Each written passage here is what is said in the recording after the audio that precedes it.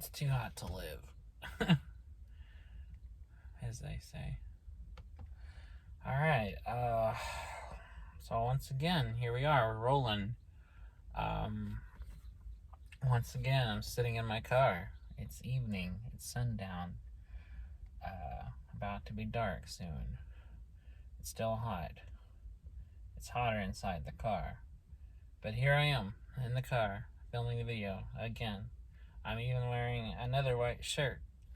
Only a different white shirt. But this is today's video message for my friend Lilla, a friend of mine, who lives around and around the world while I'm lying and lonely. And I live here in the U.S. and I live in Oklahoma. So, we made it to Wednesday, hump day, as they say, and it's July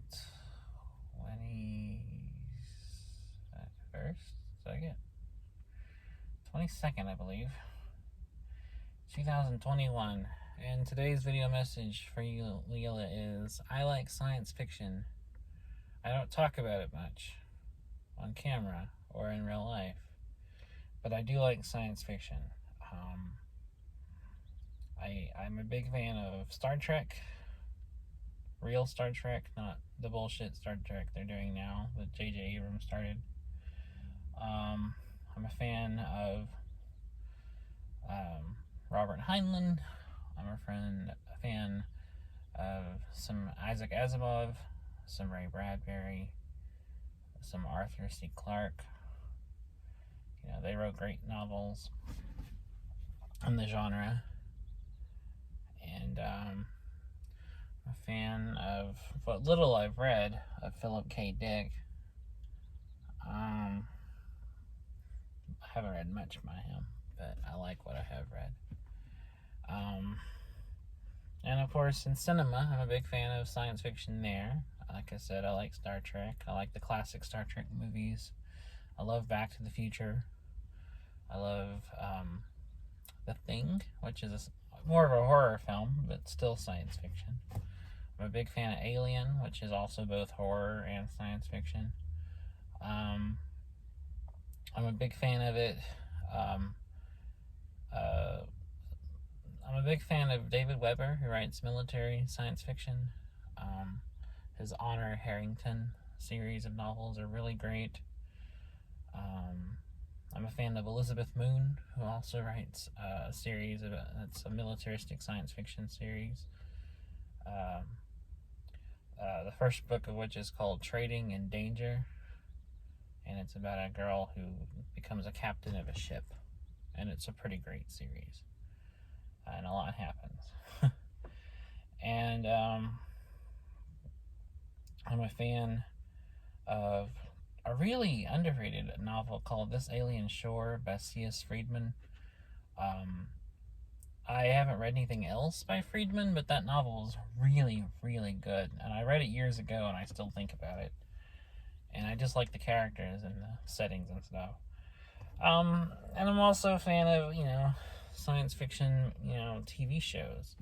I'm a fan of the old Trek series. I'm a fan of The Prisoner. I'm a fan of The X-Files. I'm a fan of, sometimes the old Twilight Zone could go into the science fiction direction when it wasn't doing more fantasy or horror. And I'm a fan of Firefly, and I haven't watched much of Babylon 5, but I have enjoyed what I've seen of it. And I like Stargate SG-1 was a good series. And I'm a fan of other science fiction movies, Donnie Darko, Prince of Darkness, some other good stuff. And I like Fire in the Sky, which is a great movie, which is also kind of like a psychological horror film. And of course the classic Close Encounters of the Third Kind, which is a great movie and my personal favorite Steven Spielberg movie. And you know, I I realized more of my appreciation of it's more through visual stuff rather than reading. I read a lot of science fiction, but nowhere near as much as I've watched sci-fi movies and TV series. I kind of got into science fiction through more visual stuff, like movies and shows, but it wasn't until later that I started getting into it in writing, getting into it through novels. Especially when I was younger, I really got into reading it through the writing of William Slater, who is one of my favorite writers, and he was a very underrated writer of young adult novels, mainly throughout the 80s and 90s. And he is so good, but no one talks about him. He's a very underrated, unsung hero. Really good young adult stories that take a science fiction concept and, you know, make an interesting story out of it. And I read a bunch of his novels when I was a kid, and I still like them even now. Some of them I've gone back as an adult and I've reread a few times, and they're just as good. And he was a big introduction to me getting into reading science fiction. And then from there, I went on to read other stuff. You know, I read Fahrenheit 451 and The Martian Chronicles by Ray Bradbury. I read Foundation by Asimov. Some, you know, short stories by Clarke. And then much later, I was reading novels like The Moon is a Harsh Mistress, Red Planet, stuff like that by Robert Heinlein. But yeah. And I like science fiction that, you know, kind of blends into other stuff, or like stories that like take different genres like horror or science fiction and fantasy and kind of throw them all together. Stephen King does this really well in his series of novels, The Dark Tower, which combines Western horror, fantasy, and science fiction, all kind of rolled into one thing, one massive epic tale that spans 8 novels. And it's one of my favorite series, actually. I need to reread it again. I've only read it through once, but I really would like to reread it, and I've been thinking about rereading it lately. And I like other stories that kind of take both other genres and kind of rolls them into one story. Clive Barker does this well with fantasy and horror. A lot of his stuff is very much like dark fantasy that kind of takes the two and kind of molds them into one story. And he does it in a very unique way. I really appreciate, you know. And I like story. I like horror. I love horror. Horror is like probably my favorite genre of anything. And I love stuff that's like both horror and something else, like Alien. It's both science fiction and horror. The Thing is both horror and science fiction. A lot of novels like Cormac McCarthy are horror stories that are either like horror and post-apocalyptic, as in The Road, or horror and western, like Blood Meridian. A lot of his stuff is both kind of western and horror at the same time. It's very great. And I like, you know, Silence of the Lambs, a psychological horror story with kind of a mystery slant to it. I like stuff like that too.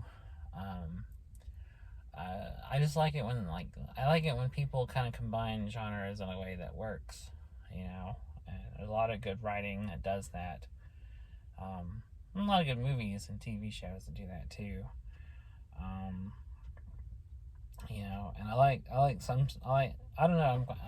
people who can write multiple genres in one story well, and multiple moods and tones very well.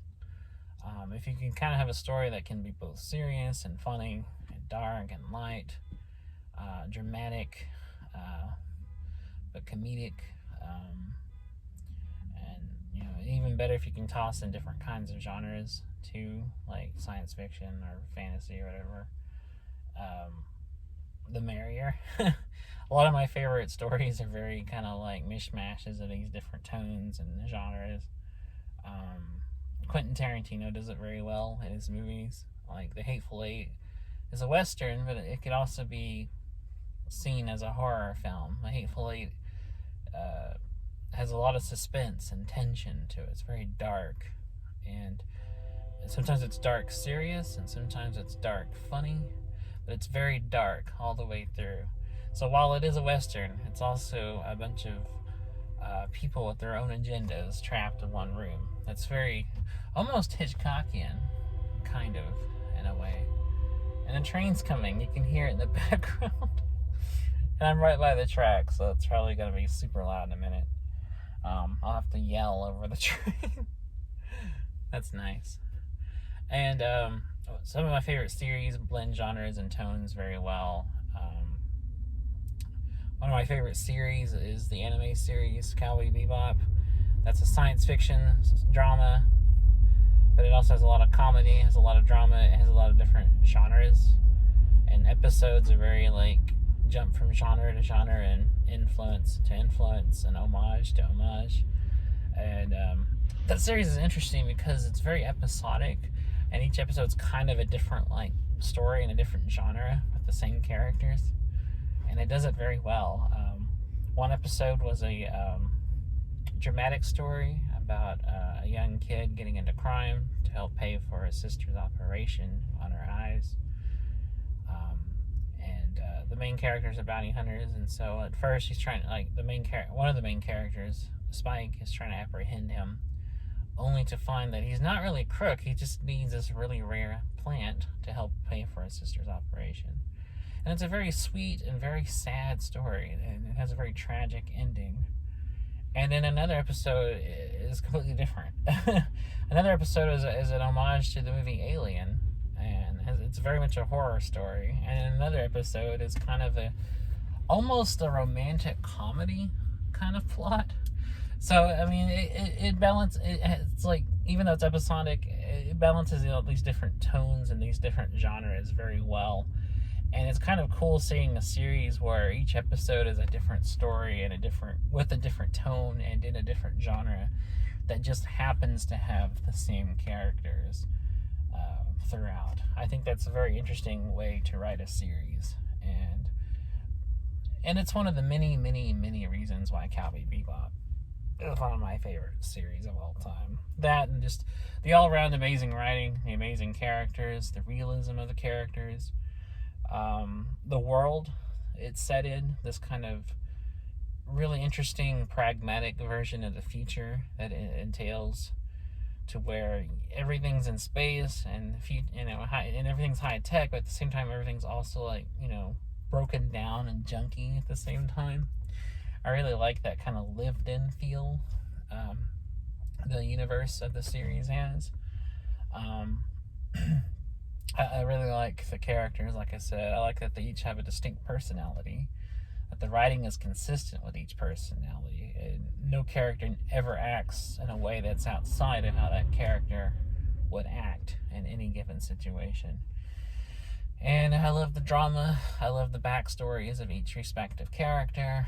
I love how distinct and different from each other the main characters are.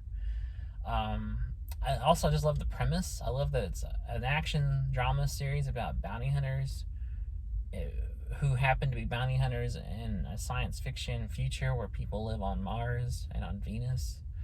That's, to me, a really badass idea. That's just a cool series.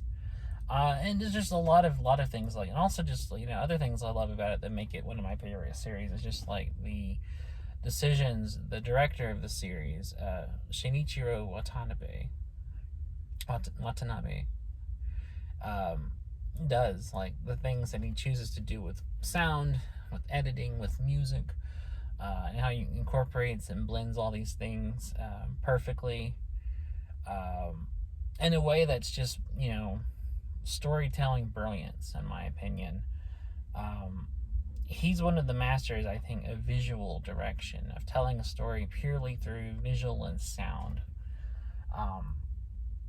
And it just happens to also have a great script to give all this plot and a structure to hang all this on. That's really cool. I mean, I could go on and on and on about Cowboy Bebop, but the main point of what I'm saying is I like stories that blend different moods and different genres well. Another great example is the movie Joe versus the Volcano. Joe versus the Volcano is a dark comedy, but it's also a fantasy story. It's also a romance story. It's kind of an absurdist story too. Has kind of an existential absurdist air to it. All while kind of masquerading as a kind of a goofy, dark, comedic movie. And it's done very well. It's a very interesting movie. And the universe that movie's set in as well is also very distinct and very kind of interesting.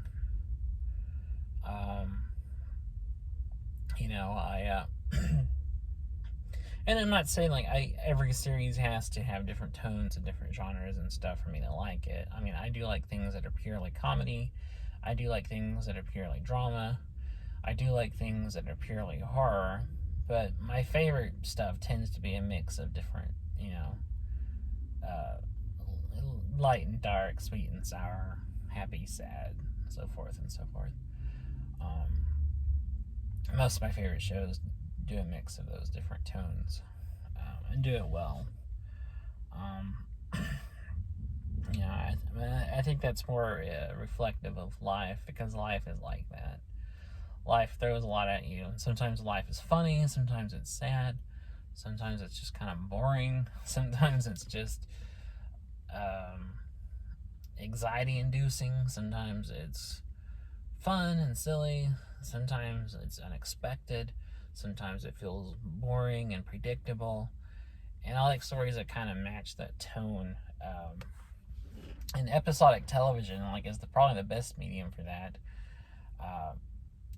That and novels, because those have more time to tell a story and can gradually unfold an ongoing story over the course of several seasons or several chapters, or even better, a series of novels. Which there's a lot of writers that write series I really like in different genres. Some of my favorite series are the ones I mentioned, like the Dark Tower series.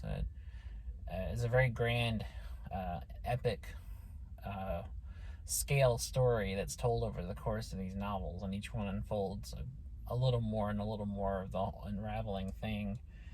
And I also like stories, series that you don't necessarily have to read them in order to, but still there are things that continue throughout.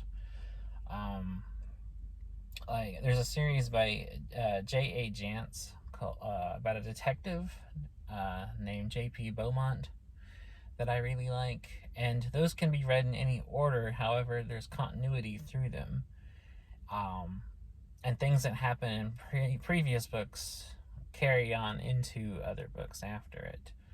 A big one is pretty early in the series. JP inherits a ton of money and becomes very rich very early in the series.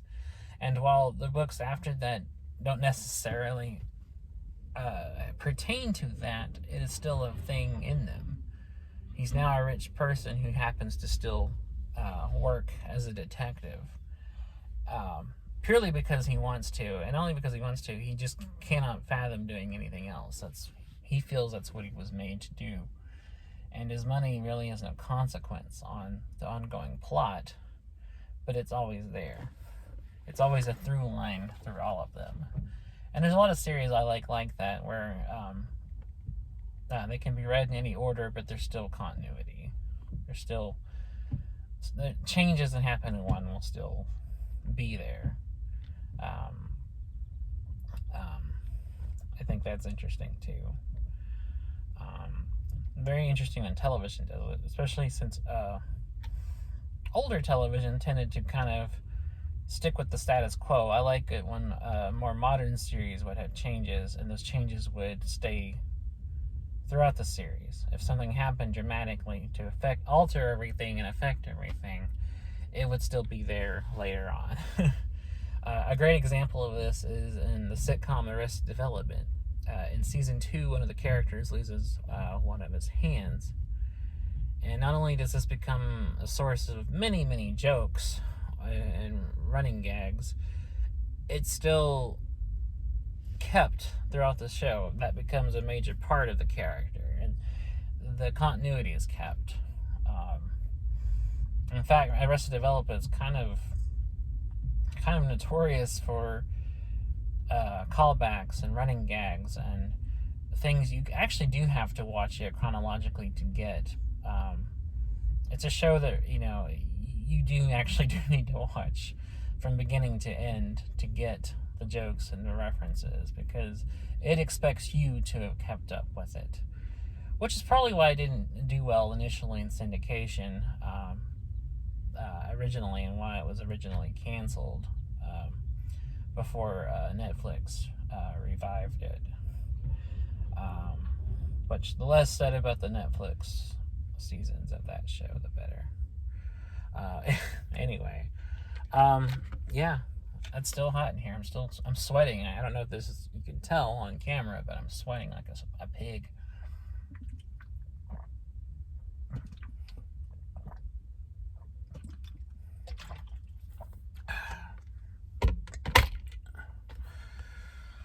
Oh my god. Anyway, as I was saying, what was I saying? I was babbling on about continuity. Continuity is important.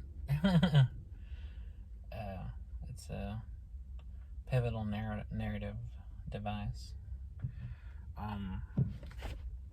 It's not the end all be all, but it's important. Gotta have consistency in your storytelling.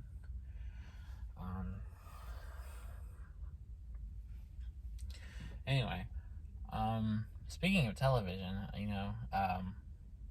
what shows do you like, Lilla? I don't think we've ever discussed TV and what you like, or if we have, I've forgotten. Just a quick random list of some of my favorite shows in no particular order would be Twin Peaks, Daria, Neon Genesis Evangelion, Cowboy Bebop, Hey Arnold, The Simpsons, Bob's Burgers, MASH, Frasier,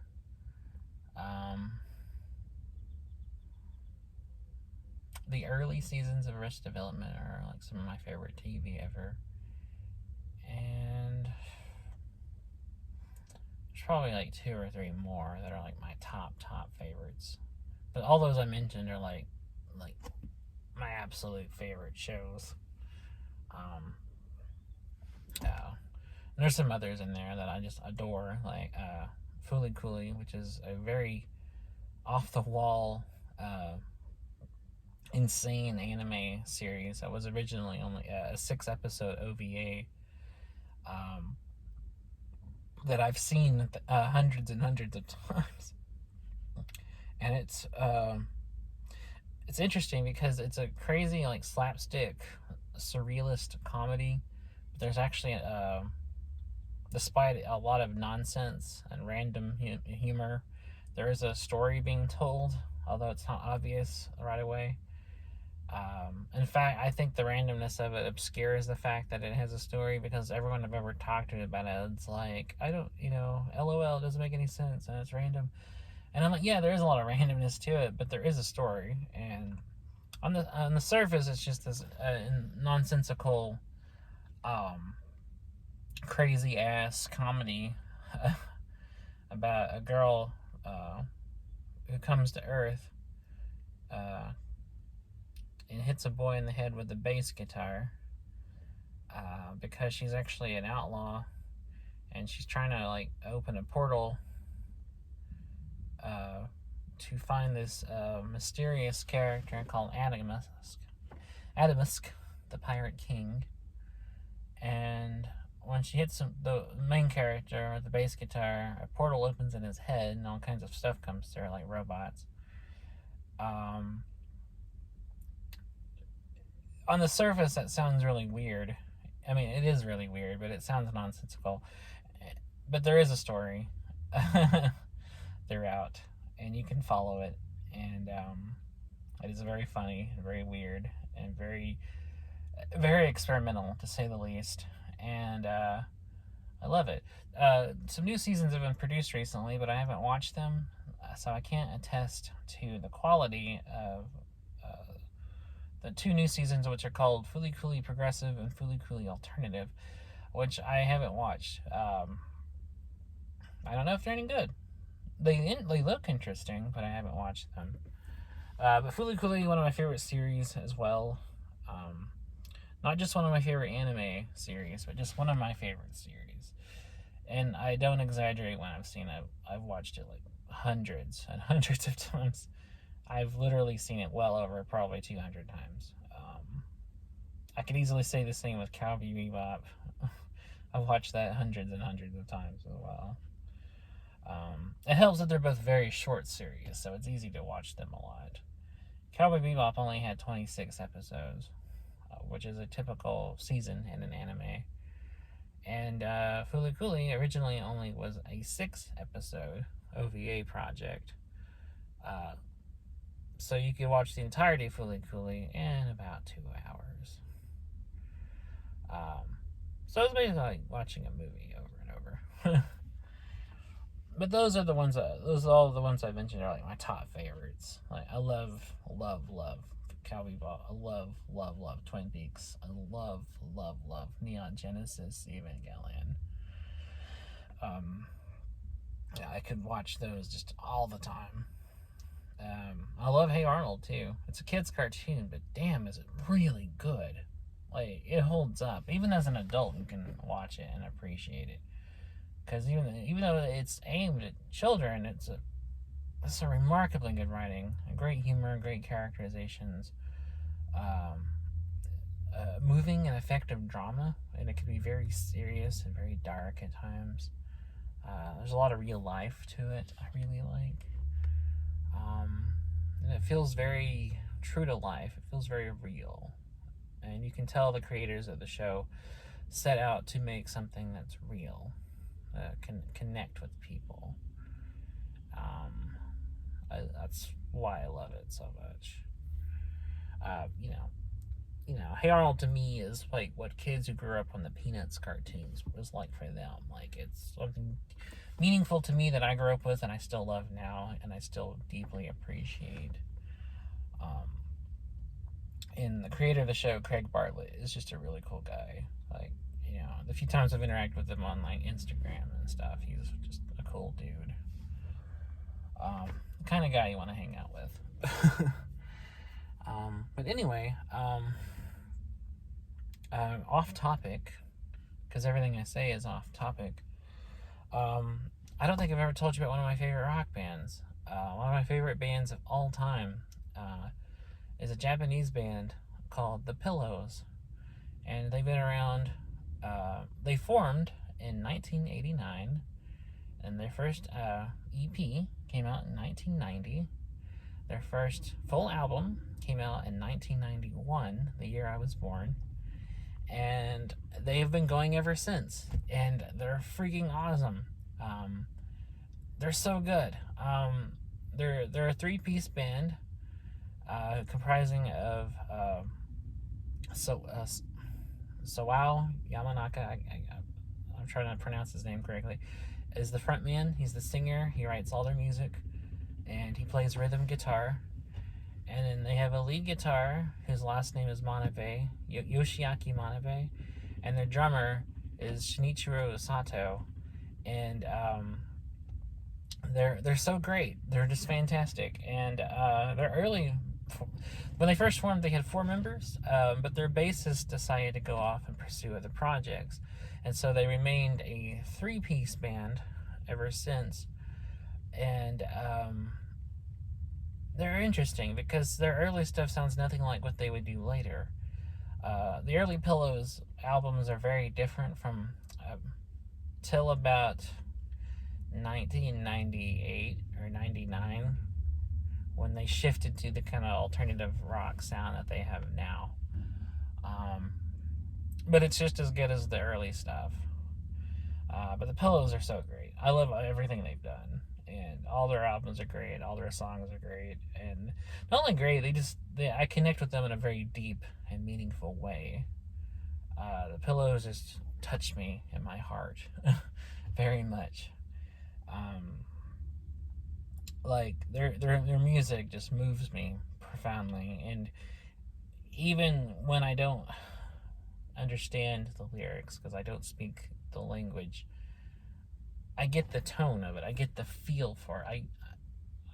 It crosses barriers. Like the music connects with me in a way where it's like I easily can feel what they're feeling and feel what they're communicating, and that is the magic of music. That's the true music. That's the true magic of music. That it can affect you profoundly without ever understanding a word of it. They do have songs in English, but most of their stuff is in their native Japanese. But I don't need to understand the lyrics to feel the lyrics and to feel the music. And they're very diverse. They have a lot of different songs. They've put out a lot of albums, and they've kind of gone in lots of different directions musically. Their early stuff has a very kind of jangly sound to it, like kind of like a almost 60s-ish rock sound to it. And then they went through a brief period early on when they first became a three-piece, where they did some jazzy kind of stuff. And then they did an album between the jazzy stuff and the sound they have now that has kind of a very soft rock kind of sound to it. And then their alternative sounding stuff is really great too. And even that ranges a lot in tone and sound. They have some outright bangers. They have some like soft ballads. They have some very pop sounding songs. They have a lot of very different tones and styles. And so, the Pillows have music for every mood. And I love that about them. They're just one of the many reasons why they're one of my top favorite bands ever. And I would love one day to see them live. That would be amazing. Hopefully someday I will. But yeah, they're tied. They're tied. The Pillows and They Might Be Giants are tied for first place in my all-time favorite band list. I can't put one in front of the other. They're both equally my favorite band of all time. And yes, I do have a top 10 favorite bands of all time list. And they're at the top. Still hot.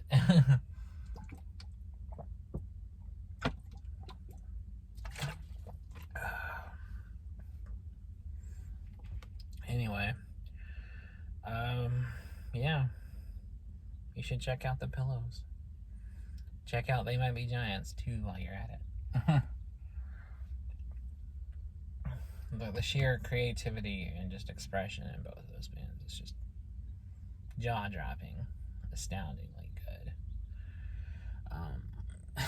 I wish I could write music that good. And lyrics that creative and expressive and clever. Anyway, I mean, I like other bands too. I have a wide taste in music in general, but especially rock music too. I don't know. I love alternative rock in general. Most of my favorite bands are alternative bands. Most of them. I mean, I have others that aren't alternative.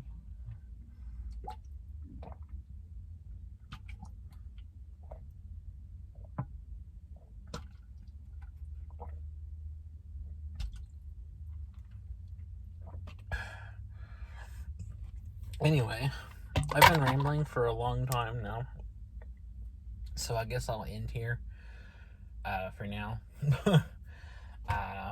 By just saying thanks for listening to me ramble on so long. I really appreciate it. You're a very good friend, and I always value you. And just know that no matter what happens in life, no matter what challenges we face, no matter the good times or the bad times or the bullshit we put up with, just know that while I never see you in person, I'm always thinking about you, and you mean a lot, a lot, a lot to me. You're one of the best friends I've ever had, and I honestly would be lost without you. It sounds dramatic to say that, but I mean it. You're just a very good friend, and I wish you well, no matter what. You're always on my mind. Like the song says, you're always on my mind. That's the song, even though I can't sing for shit. But yeah, thanks for listening to me ramble on in this long ass video. I hope you're doing well. I know that, like me, you have struggles, but I hope you are doing better, and I hope that you're overcoming them and being a little happier.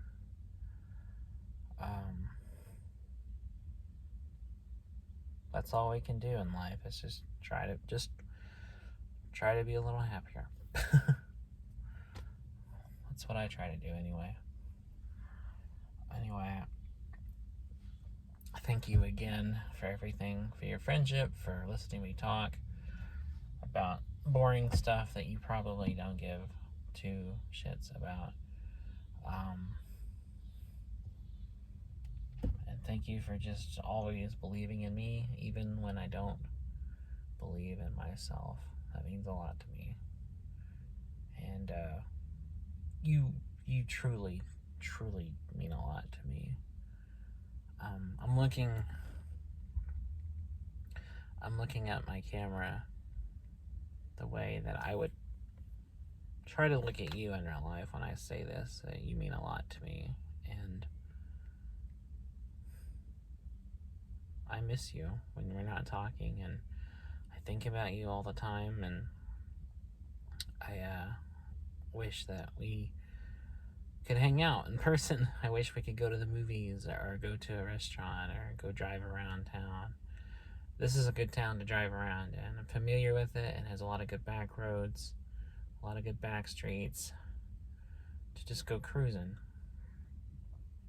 especially on summer nights when it's cooler and the breeze is blowing and you have some good tunes going. That's amazing, and it would be nice that if we could share that experience together. It would be nice if we could ever do that, and I wish we could. I would show you all the music I listen to, and turn you on to some great stuff, and we could discuss what albums we like and what albums we don't like, and bands that we like, and artists that we like, and then you can listen to me ramble on about Kendrick Lamar or Lady Gaga or Bare Naked Ladies or Jane's Addiction, New Order, Talking Heads, whatever, all kinds of bands I like and artists I like, and you could sit through a lecture longer than this video about why I love Ornette Coleman and jazz music in general. And it would be great, and then we can go eat at Jack in the Box or something, and then have a burger and discuss what we're listening to, or we could go around, walking around the stores, looking at stuff, and something could happen, and then it could be like an inside joke between us, And then we could call back to it when something funny happens, and we would be like, hey, do you remember that time in Goodwill when that lady split her pants or something? I don't know. I don't know. It would be nice. I wish we could do that. Maybe someday we can. Maybe someday, once I have some money, and you know, I can buy you a plane ticket, and you can fly out, and we can visit. That would be cool. Hopefully, we can do that someday. That would be nice. Someday.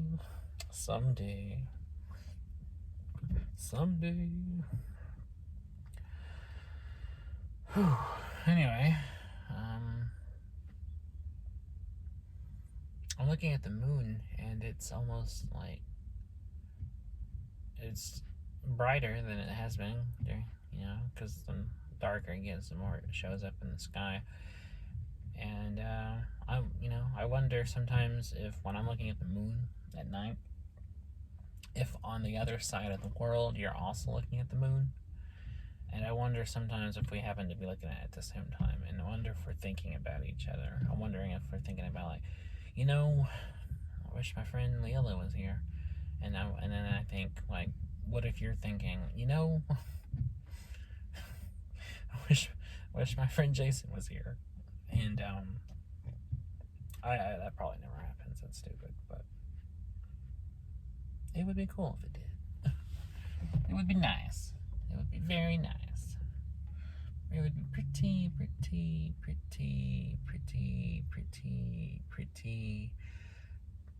nice. Pretty nice.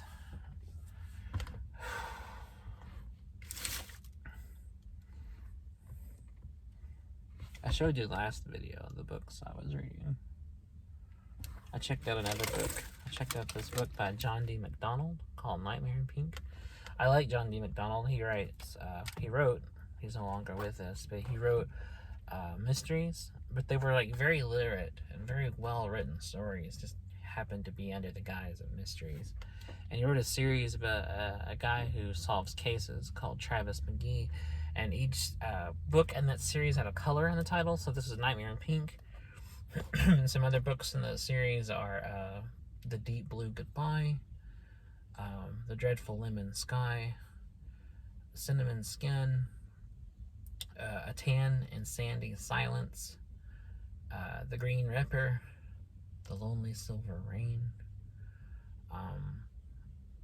The Quick Red Fox, Bright Orange for the Shroud, The Long Lavender Look, Darker Than Amber, and several more, but you get the idea. Each book in the series had a color title. One of them was called A Purple Place for Dying. I haven't read all of the books in the Travis McGee series, but I have read some of them. I've read like the first maybe 5 or 6 of them, and I really like them, and I'm planning on trying to read them through if I can find them all.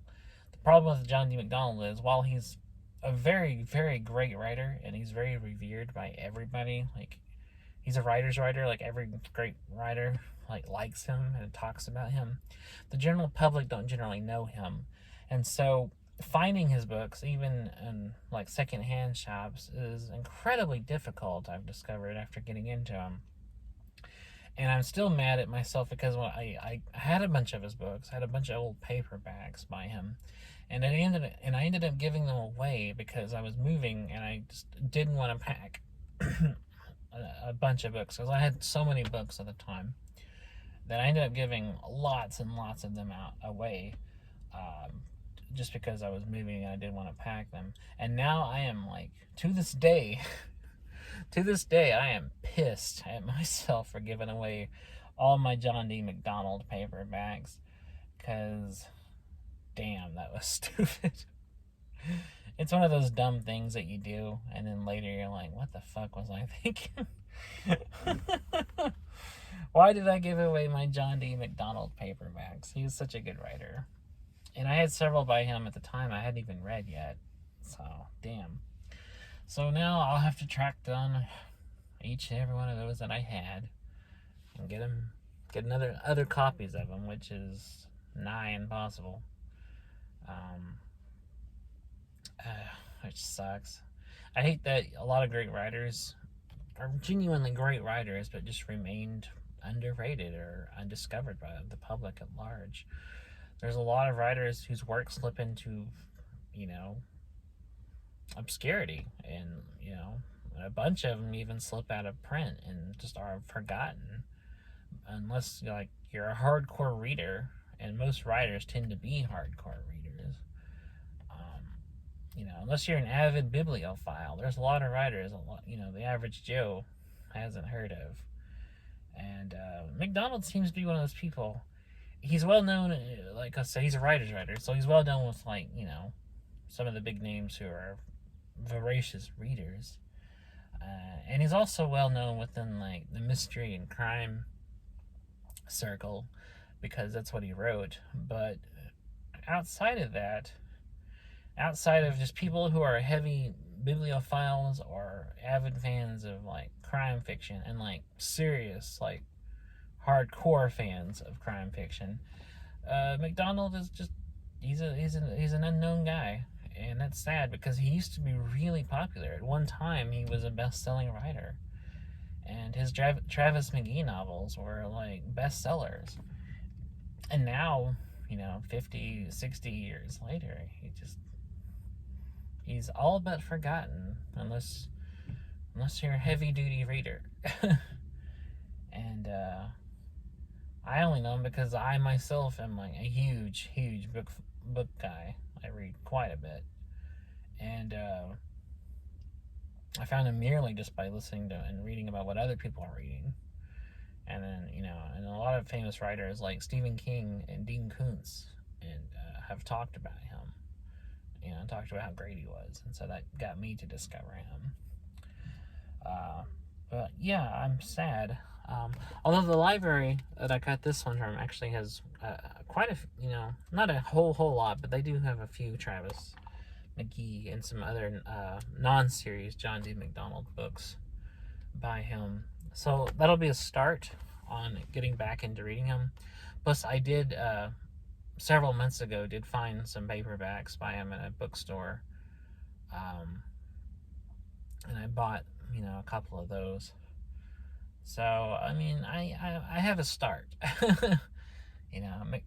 McDonald, pumped out quite a bit. He was a very prolific writer. So there's a lot of John D. McDonald fiction out there waiting to be discovered. It's kind of fun in a way. It's because it kind of makes it more special, because since he's not a common writer, and you kind of have to look through libraries and secondhand stores and scour the internet to find copies of his stuff, it makes it more special when you find one of his novels out in the wild. You're like, holy shit, I found another one. There's kind of a uniqueness to it. It makes it that much more special, because the stuff is so rare. It's not like you can go to any. He's not a writer like John Grisham, where you can just go in to any bookstore and find anything by him. You can go into any Walmart and his newest book will be right there. McDonald's, he's better. He's more. He's worth it. He's worth the hunt. He's worth the thrill of the find.